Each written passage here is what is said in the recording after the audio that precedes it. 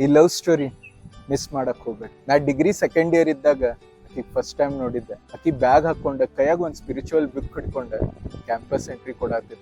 ಕೂದ್ಲಕ್ಕ ಜಡಿ ಹಾಕಿ ಮಕ್ಕದೊಳಗ ಒಂದ್ ಟೆನ್ಷನ್ ತಗೊಂಡ ಕ್ಲಾಸ್ ಕಡೆ ಓಡಾತಿದ್ಲಕ್ಕಿ. ಆದ್ರ ನನ್ ಹರಾಮಿ ಫ್ರೆಂಡ್ಸ್ ಆಕಿ ಪಾಸ್ ಆಗೋಬೇಕಾರ ಆಕಿ ಕಾಡ್ ಬಿಟ್ರ. ಆಕಿ ಅವ್ರ ಜೊತೆ ನನ್ಗೂ ಟರ್ಕಿ ಅನ್ಕೊಂಡ್ಬಿಟ್ಟಿದ್ಲು ಏನೋ ಗೊತ್ತಿಲ್ಲ. ಆ ದಿನದ್ಲಿಂತ ನೋಡ್ರಿ ಕ್ಯಾಂಪಸ್ ಹೋಗಾಕ್ ನನ್ಗ ಹೊಸ ಮೋಟಿವೇಶನ್ ಸಿಕ್. ಪ್ರತಿದಿನ ಆಕಿಗ್ ನಾ ದೂರ್ಲಿಂತ್ರ ನೋಡ್ತಿದ್ದೆ. ಆಕಿ ಖುಷಿ ಆದಾಗ ನಾ ಒಂದ್ ಸ್ಮೈಲ್ ಕೊಡ್ತಿದ್ದೆ. ಆಕಿ ಟೆನ್ಷನ್ದಾಗಿದ್ದಾಗ ನಾ ಏನಾಗಿರ್ಬೋದು ಅಂತ ಹೇಳಿ ಒಂದ್ ಯೋಚನೆದಾಗ ಬಿದ್ಬಿಡ್ತಿದ್ದೆ. ಆಕಿನ್ ಧ್ವನಿ ನನ್ನ ಫೇವ್ರೇಟ್ ಸಾಂಗ್ ಆಗಿತ್ತು. ಆಕಿನ್ ನಗು ನನ್ನ ದಿನದ ಬೆಳಕಾಗಿತ್ತು. ನನ್ನ ಕಾಲೇಜ್ ಕೊನೆ ದಿನಾನ ಆಕಿ ನನ್ನ ಮನ್ಸಿನ ಮಾತು ಹೇಳ್ಬೇಕು ಅನ್ಕೊಂಡೆ.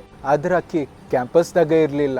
ನಾನು ನನ್ನ ಸೆರೆಮನಿ ಮುಗಿಸಿ ಗೇಟ್ ಕಡೆ ಹೋದಾಗ ನೋಡ್ತೇನೆ ಆಕಿ ಬೇರೆ ಹುಡುಗನ ಜೊತೆ ಇದ್ಲು. ಮನಸ್ಸು ಅಳಾತಿತ್ತ, ಎದಿ ಕಳ್ಳಾಗ್ಬಿಟ್ಟಿತ್ತ.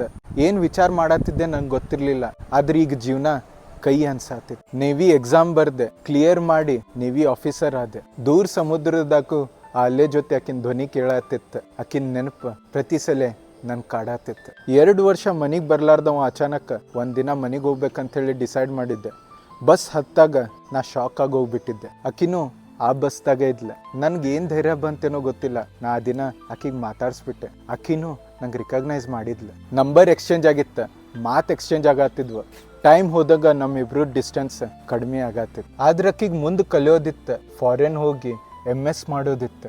ಆ ದಿನ ನಾನು ಆಕಿಗೆ ಸಪೋರ್ಟ್ ಮಾಡಿದ್ದೆ. ಆಕಿಗೆ ಮುಂದೆ ಹೋಗಾಕ ನಾನು ಕಾಂಟ್ರಿಬ್ಯೂಟ್ ಮಾಡಿದ್ದೆ. ಆಕಿ ನನ್ ಬಿಟ್ಟು ಲಂಡನ್ ಹೋಗಾತಿದ್ಲ.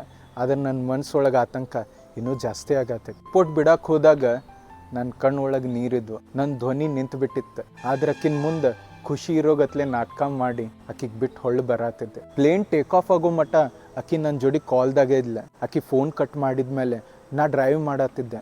ಅಚಾನಕ್ ನಂಗೆ ಜೋರು ಆವಾಜ್ ಕೇಳಿಸ್ತ. ಫೋನ್ ಕಂಟಿನ್ಯೂಸ್ ರಿಂಗ್ ಆಗತ್ತ. ನಾ ಫೋನ್ ಎತ್ತಿ ಕೇಳಿದಾಗ ನನ್ನ ಉಸಿರು ನಿಂತು ಬಿಡ್ತು.